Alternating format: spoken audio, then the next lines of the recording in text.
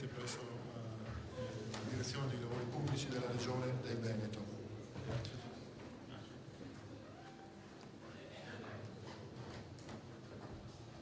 Buongiorno a tutti.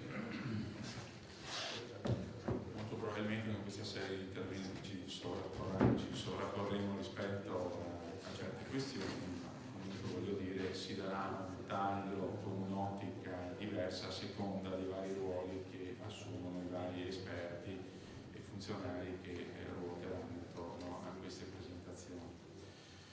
Allora, io mi occupo di sismica, in particolare non per la fase emergenziale, ma per quanto riguarda la prevenzione sismica, tant'è che, anche giusto per capire le organizzazioni che non sono le medesime nell'ambito delle varie regioni, nel nostro caso c'è una struttura che si occupa della fase emergenziale, invece che ruota nell'ambito appunto della protezione civile, e invece una parte che si occupa di prevenzione, che invece è nell'ambito dei lavori pubblici regionali. Quello che voglio farvi è un po' un'illustrazione di quello che a livello normativo si è succeduto nell'ambito degli ultimi anni per quanto riguarda la normativa, in particolare del Veneto. Allora, innanzitutto, e già negli interventi precedenti è stato focalizzato come gli anni 2003 e io aggiungerei il 2008 sono molto importanti dal punto di vista della normativa. Diciamo che fino al 2003 la questione sismica era stata affrontata con una serie di provvedimenti, in particolare sulla classificazione del territorio, però non aveva tutti quegli elementi funzionali ai quali fu dato effettivamente impeto e vigore con l'ordinanza del Presidente del Consiglio dei Ministri 3274 del 2003, che tutto sommato era uno strumento non ordinario, essendo proprio un'ordinanza, con il quale la protezione civile si fece capo rispetto a tutta una serie di iniziative che molto probabilmente, così prevede la normativa qua del settore, devono essere in capo al settore specifico dei lavori pubblici e dei ministeri più che in capo alla protezione civile. Però sull'ambito di questa spinta, di questo slancio dell'ordinanza 3274, poi si sono susseguiti tutta una serie di interventi, sia soprattutto della protezione civile nazionale, ma anche poi attivati in ambito di Consiglio Superiore dei Lavori Pubblici e di Ministero, che hanno dato un quadro normativo che poi si è consolidato appunto intorno al 2008. Nel 2003 ricordo anche che la Regione Veneto si attivò con riferimento alla classificazione, fu aggiornata secondo quelle che furono le direttive quadro dell'ordinanza 3274 e verso la fine del 2003 il Consiglio regionale, con provvedimento numero 67 appunto del 2003, approvò la nuova classificazione sismica del Veneto, che peraltro è tuttora vigente. Nel 2008 l'assessore ai lavori pubblici della Regione Veneto diede conto appunto che il quadro normativo era abbastanza ben definito e delimitato. Io vi presento qui la circolare dell'epoca, che appunto dava una constatazione della situazione di fatto, per cui nei riguardi della normativa sismica c'erano tutti gli elementi, quantomeno gli elementi quadro, per poter agire in sede tecnica, per cui progettuale e anche di prevenzione, per poter realizzare le opere con quel grado di sicurezza che una civiltà normale dovrebbe pretendere dai propri tecnici. C'era anche un focus specifico sulle opere strategiche rilevanti, che hanno un rilievo molto importante, e voglio ricordare non solo per quanto attiene alla questione sismica, ma le opere cosiddette strategiche rilevanti in qualsiasi ambito emergenziale hanno un solo rilievo, per cui valgono nei riguardi della sismica, ma valgono anche queste strutture negli altri casi di tipo emergenziale. Allora, riassumiamo questo quadro di norme che avevamo nel 2008, per cui avevamo una direttiva che non viene spesso ricordata, io richiamerei, che è quella che riguarda il patrimonio culturale, che poi è stata aggiornata nei riguardi delle successive norme uscite e che comunque fu consolidata appunto nell'ottobre del 2007. Poi ricordo appunto il decreto ministeriale del 14 gennaio 2008, che sono le vere e proprie norme tecniche per le costruzioni. Ricordo che ne riguarda le norme tecniche delle costruzione avevamo una prima stesura fatta un po' di fretta nel 2003, sempre con la medesima ordinanza 3274, a quelle successero le norme tecniche del 2005 che però strada facendo furono abortite proprio per una serie di problemi di vario tipo, ma alla fine si arrivò nel 2008 appunto alla stesura definitiva delle norme tecniche. Poi ricordo, ed era richiamata appunto nella circolare, la legge 31 del 2008, il cosiddetto mille proroghe, che dettava tutta una serie di disposizioni transitorie per quanto riguardava l'entrata in vigore delle norme tecniche. Questa legge appunto fu importante sia per le deroghe e proroghe che si fecero, in particolare anche per quanto riguarda quella della verifica degli edifici strategici rilevanti, che è un argomento importante. Ricordo peraltro che il 31 dicembre di quest'anno scadono anche i termini per la predisposizione delle verifiche strutturali appunto degli edifici strategici rilevanti. La circolare a firma dell'assessore ai lavori pubblici ricordava anche la circolare associata che completava il quadro economico delle norme tecniche del 2008 con una relativa circolare esplicativa e che dava conto anche delle questioni ambientali.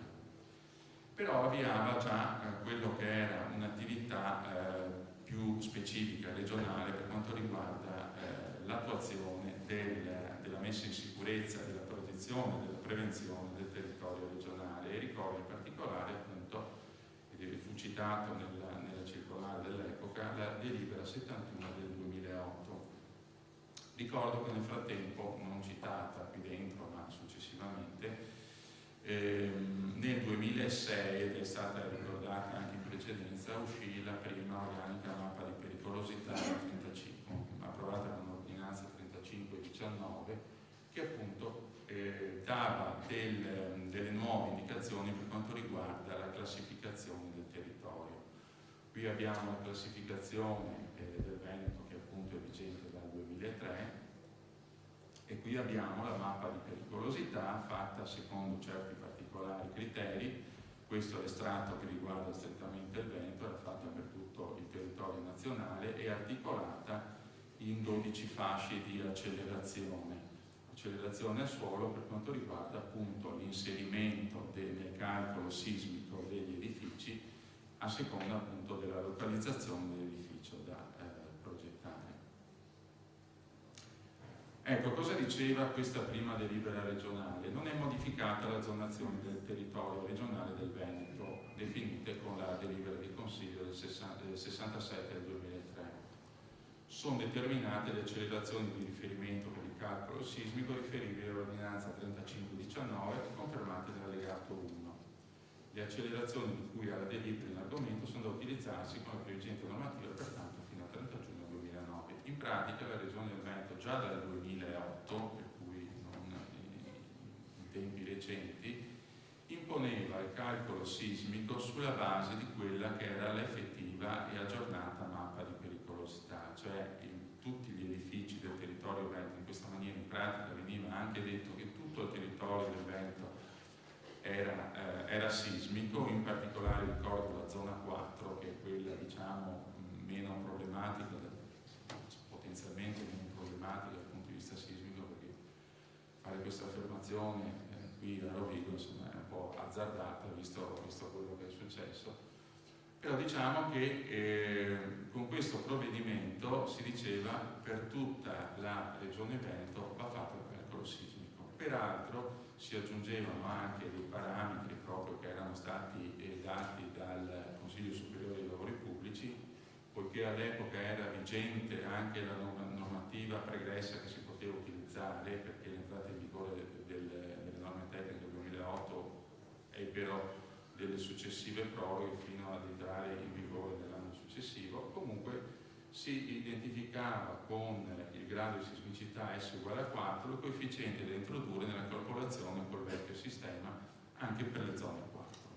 Per cui, come vedete, già ci fu un'azione regionale, questa è la prima, che in pratica diede il via a un'attività di aggiornamento di quello che potevano essere i provvedimenti locali. Volevo anche chiarire questo punto di vista come la legislazione faccia capo soprattutto a livello statale.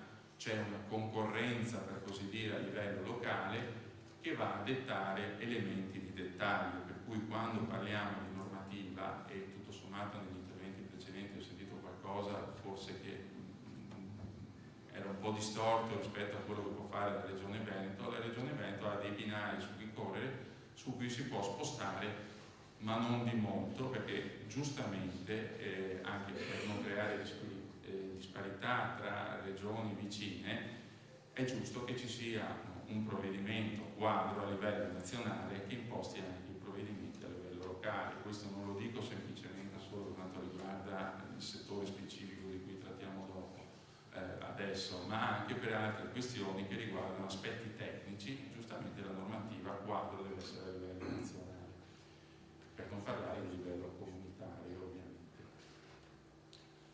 L'atto successivo, sempre del 2008, fu una delibera sempre della Giunta regionale 3308 che avviava anche questo tipo di attività per quanto riguarda la pianificazione, per cui i piani urbanistici. Questa delibera diceva che ogni nuovo strumento urbanistico comunale, fatti e le loro varianti, riferibile alle zone 1 e 2, deve contenere fin dall'adozione uno studio di compatibilità sismica che fornisca la valutazione della pericolosità sismica di base e anche un apposito articolato settoriale nelle norme tecniche di attuazione. Questa delibera prevedeva anche uno strumento più specifico e operativo da approvarsi con decreto del dirigente della geologia che abbiamo nel 2010.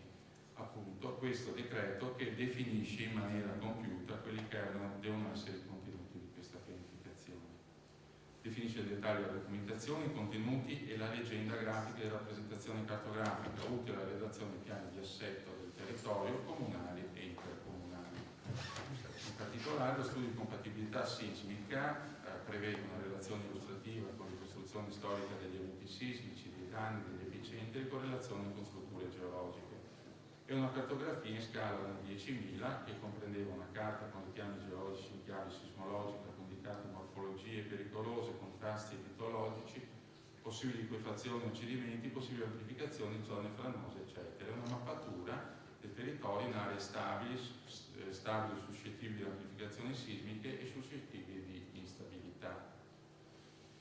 Come documenti sismici del piano di intervento, che ripeto sempre rientra nella pianificazione urbanistica, è da residersi per il territorio urbanizzato, urbanizzabile relativo ad aree in cui vi siano sistemi e reti infrastrutturali ed energetiche. Devono essere effettuate caratterizzazioni, indagini approfondite in relazione alla rilevanza delle strutture interessate. Il dirigente della direzione geologia predispone linee guida in merito, nel frattempo possono essere utilizzate linee guida già in essere e viene predisposto un apposito database con i dati raccolti. E direi che questo è un elemento fondamentale perché, come vediamo, esiste sì una mappa di pericolosità redatta a livello nazionale e recepita a livello locale, ma è fondamentale anche quello che è la verifica vera e propria del territorio, che non può che essere fatta sul luogo con indagini specifiche. Il tutto deve essere messo in un database e messo anche a disposizione a tutti i soggetti, per cui uno dei nostri obiettivi è, nel momento in cui andranno fatte queste analisi a livello di pianificazione, è giusto metterle anche in fattor comune per dar modo a tutti gli utenti e operatori del settore di poter utilizzare questi grossi vantaggi, tutto a beneficio della sicurezza. Allora, per quanto riguarda l'approvazione, il parere di compatibilità sismica espresso prima dell'adozione dal dirigente del genio civile sentita dalla direzione geologia entro 60 giorni dalla richiesta. In caso di variante, nel caso in cui non sia necessario intervenire sullo strumento sismico, va redatta un'asseverazione da parte del tecnico progettista e la dichiarazione deve essere inviata prima dell'adozione al genio civile per le dovute verifiche. E veniamo alle linee guida per l'esecuzione di studi di microzonazione sismica.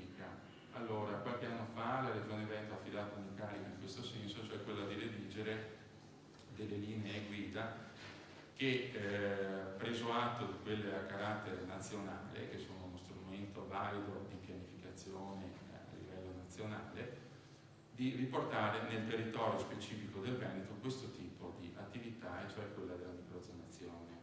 Furono presentate alla Commissione Sismica circa un anno fa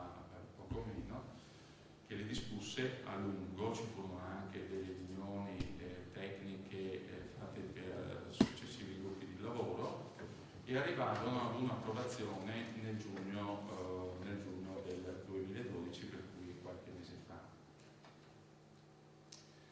Che importanza hanno queste linee guida? La microzonazione sismica valuta la pericolosità sismica locale per le zone di esposizione urbanistica, pertanto con particolare riferimento ai centri abitati dove si realizza una concentrazione di popolazione, zone destinate a attività produttive e commerciali, altre previsioni urbanistiche e lungo le reti infrastrutturali. I contenuti. Le linee guida forniscono i criteri per l'individuazione delle aree soggette ad effetti di amplificazione sismica locale e instabilità in caso di terremoto, in maniera da orientare le scelte edificatorie e le attività di messa in sicurezza. In appendice abbiamo anche ritenuto opportuno, vedremo anche come utilizzarle, peraltro volevo precisare che la Commissione Sismica ha approvato il documento, però manca l'atto definitivo, che probabilmente sarà una delibera di giunta, che darà l'operatività a queste linee guida. Comunque volevo dire che sono state raccolte anche degli schemi indicativi per l'esecuzione di indagini progettuali per quanto riguarda gli edifici veri e propri. Gli obiettivi della microzonazione sismica: individuare le aree ove in occasione di terremoti attesi possono verificarsi effetti locali. Secondo obiettivo, una stima quantitativa della risposta sismica locale indotta dai depositi superficiali e dalla morfologia dei territori, analisi della risposta sismica locale. E come terzo obiettivo, suddivisione del territorio comunale in sottozone omogenee a cui attribuire lo stesso valore di pericolosità sismica locale, la cosiddetta appunto microzonazione sismica. L'ambito di applicazione della microzonazione sismica è la pianificazione comunale, PAT, PI e loro varianti, deve contenere ai fini dell'adozione di uno specifico studio di microzonazione sismica anche nel caso di piano urbanistico attuativo i comuni i cui strumenti di livello superiore non contengano lo studio. Perché sapete che, voglio dire, la pianificazione è già stata aggiornata nel tempo anche alla luce delle recenti norme di aggiornamento dell'urbanistica, per cui si dovrà tener conto anche di questo. Ecco, un aspetto abbastanza importante sul quale si è discusso in commissione sismica e che va predisposta per tutto il territorio regionale, per cui come obiettivo, e qua è stato anche citato questo passaggio in precedenza, appunto riguarderà tutto il territorio regionale. Lo studio di primo livello va esteso in tutto il territorio comunale. I successivi livelli, perché appunto questi studi sono articolati in 3 livelli, come abbiamo precedentemente visto per la regione Lombardia, valgono solo per aree di particolari interessi, centri abitati e le infrastrutture. La microzonazione sismica deve essere realizzata dalle amministrazioni comunali, ovviamente con eventuali incarichi dati esternamente, in sede di redazione e pianificazione urbanistica. Le amministrazioni provinciali, per cui possiamo anche estendere questo principio, possono effettuare analisi a scala di area vasta delle aree suscettibili di effetti locali. Non si tratterà di microzonazione sismica, ma di analisi propedeutiche che possono essere date di indirizzo ai singoli comuni. Come disposizioni generali, sono 3 i livelli di approfondimento, come peraltro si diceva anche nell'intervento precedente. C'è un primo di livello che delinea gli scenari di pericolosità, un secondo da redigersi per zone suscettibili di amplificazione con rilevanti carichi urbanistici, e un terzo livello, del più approfondito, da redigersi per le zone critiche o di particolare interesse pubblico. Allora, qui nei riguardi di quello che può essere un aggiornamento, come detto, abbiamo una classificazione sismica che è del 2003. Nel frattempo abbiamo avuto una mappa di pericolosità nel 2006 adottata dalla Regione Veneto nel 2008, per cui c'è la necessità di aggiornare quella classificazione sismica che ancora vige dal 2003.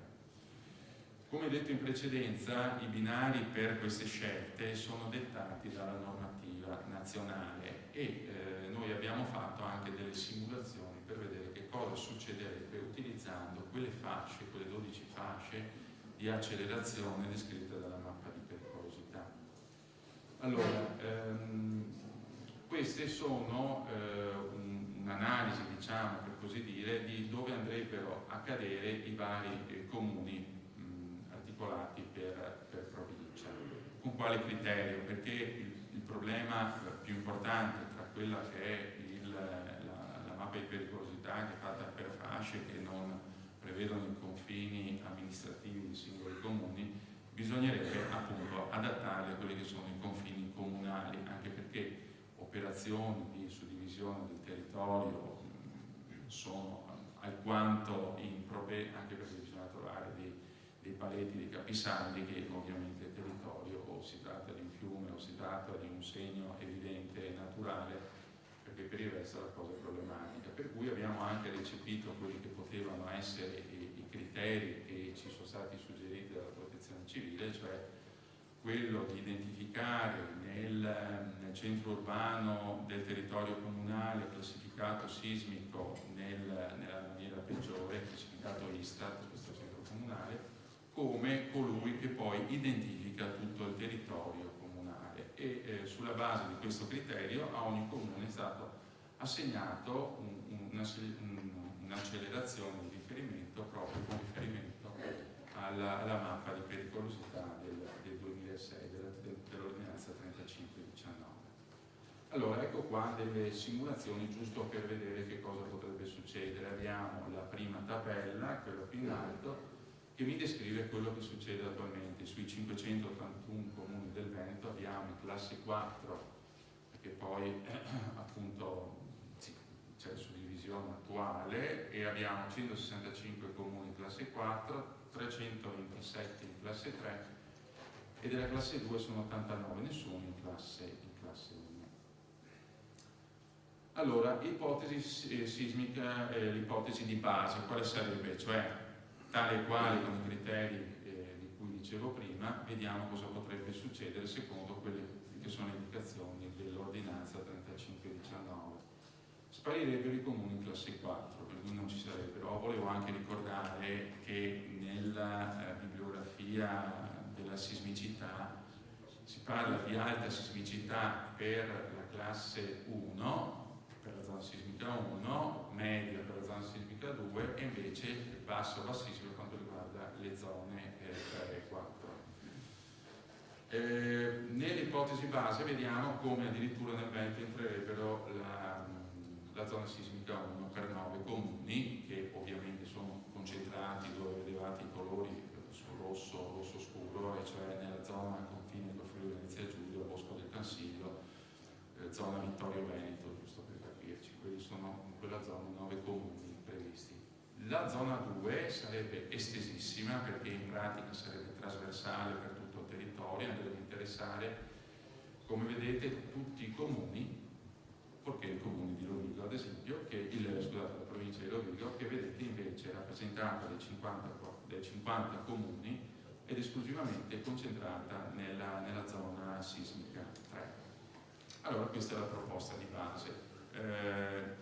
Quella ordinanza 3519 prevede però anche che le regioni possano valutare situazioni spostando, giocando su uno 0025 di accelerazione, per cui spostandosi su una fascia o su un'altra, per cui abbiamo fatto anche un tentativo di vedere un'ipotesi più gravosa rispetto a quella che è la classificazione dei comuni, che ho chiamato hard, e una più soft, che invece alleggerendo di uno 0025 le varie fasce. Allora, nella rappresentazione più gravosa nei riguardi della classificazione sismica, vedete come i 9 comuni rappresentati nella versione base diventano ben 47 in zona 1 per quanto riguarda sempre le nuove classi. Poi ne abbiamo 288 e 246 nella zona 3. Ovviamente 0, nessuna nella zona 4. Poi c'è un'ipotesi soft che appunto vede una classificazione sempre 0, per cui come nell'ipotesi attuale per la zona 1, 108 comuni che sarebbero superiori di qualche unità rispetto agli 89 attuali, 398 delle zone 3 e 75, per cui avremo solo delle zone 4.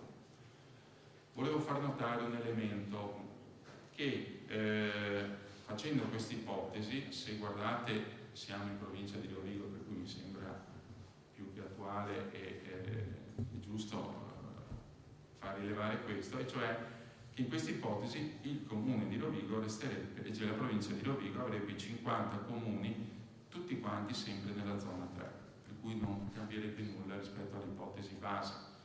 L'unica cosa, in quella più soft avremo alcuni comuni che ricadono circa la metà nella zona 4 e metà nella zona 3.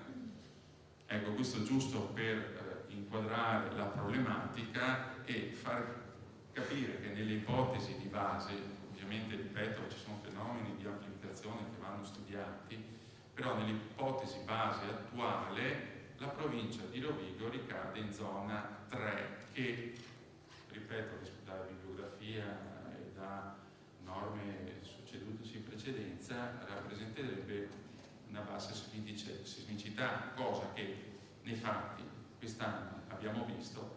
Bisogna tenere conto di tutte le questioni, tempi di ritorno eccetera, però rendiamoci conto che la situazione attuale è in questi termini. Allora, edifici strategici rilevanti, qui avrei un capitolo che riguarda stringo, passo rapidamente ad altre questioni. Ricordo semplicemente che entro il 31 dicembre di quest'anno devono essere fatte le verifiche degli edifici.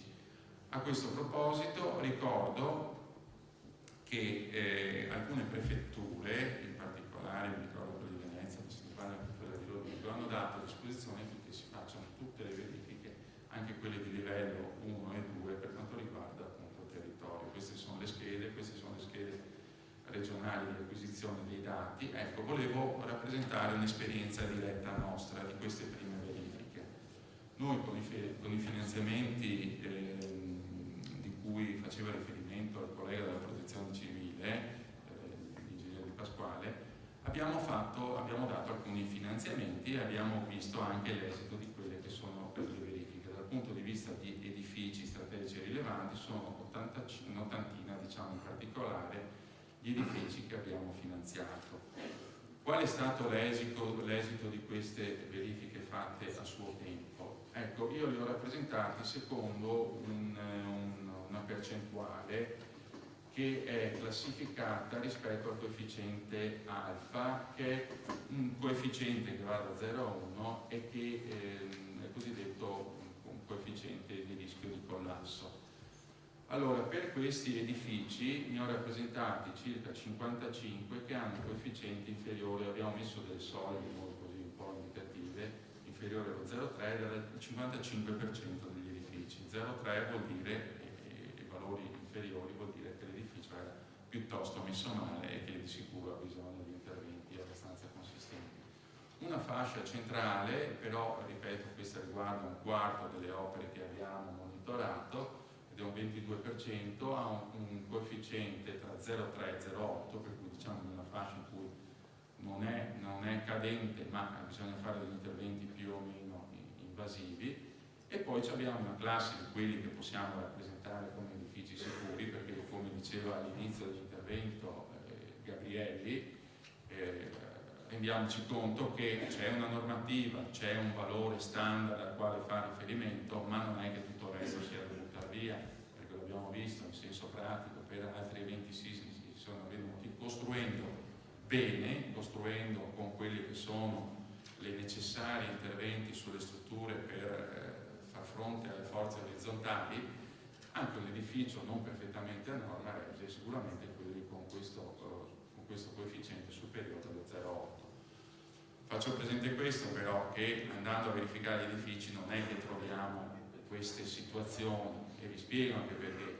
Sicuramente un'amministrazione va a verificare quelle che sono le situazioni che lei ritiene, a una prima visione così senza strumentazione, quella che ritiene la più gravosa, per cui va ad analizzare quelli che sono gli edifici messi peggio, per cui è probabile che questa valutazione possa essere vista in negativo. Allora, per quanto riguarda la ricognizione delle cosiddette verifiche di livello 0, la Regione Veneto è relativamente messa bene, nel senso che a livello regionale siamo oltre il 90% e vi dirò che giorno dopo giorno sta arrivando anche qualche cos'altro.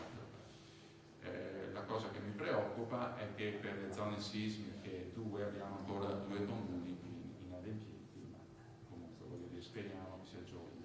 Ecco, una cosa interessante è il numero di edifici rilevati, quelli che potenzialmente potrebbero essere strategici e rilevanti. Quelli rilevati sono più di 13.000, ma potenzialmente ne abbiamo oltre 14.000 all'ordine di grandezza, per cui dovrebbe essere questo con un aumento di, fate conto, 1 migliaio o 2 migliaia per quanto riguarda le situazioni non ancora definite. Per quanto riguarda Rovigo, la provincia di Rovigo, in particolare volevo rappresentarvi quelli delle zone 3, e cioè ne abbiamo un ordine di grandezza di circa 150 edifici strategici e rilevanti in zona sismica 3, e su questi sicuramente bisognerà verificare ed eventualmente intervenire, perché questo tipo di edificazione ha la priorità nei riguardi della messa a norma. Normalmente sono edifici pubblici, ma ci sono anche edifici privati. Questa è la proiezione, è possibile, comunque siamo sempre dell'ordine di circa 150-160 edifici. Costi, avevamo fatto anche una previsione di quelli che sono i costi delle verifiche, erano dell'ordine di 14 milioni per le zone 2 e 49 milioni per quello che riguarda le zone sismiche 3. Dunque, volevo accennarvi anche a qualcos'altro. Queste sono le schede. Un minuto. Ecco, volevo solo dirvi che esiste un sito regionale nel quale voi potete trovare tutti gli elementi, anche tutte le schede per quanto riguarda le verifiche sismiche, e noi periodicamente aggiorniamo con delle circolari a firma dell'assessore a tutti i comuni e a tutti gli ordini professionali, proprio affinché si faccia una parte attiva, anzi tra poco ne partirà un'altra per quanto riguarda appunto le verifiche sismiche. Ho concluso. Grazie.